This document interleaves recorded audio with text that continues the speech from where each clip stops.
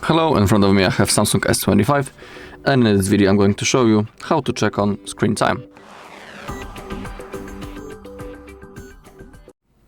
Okay, so we need to open up our settings first.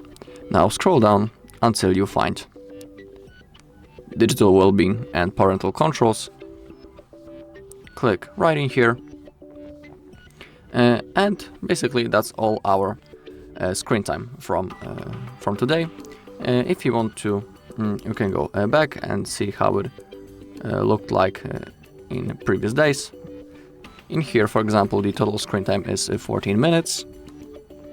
And for example, yesterday it was 2 hours and 10 minutes.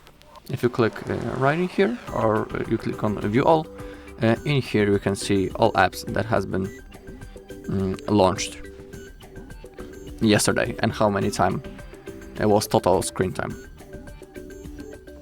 Okay, and that's all in this video. Thank you all for watching. If you found this video helpful, please leave a like, comment and subscribe.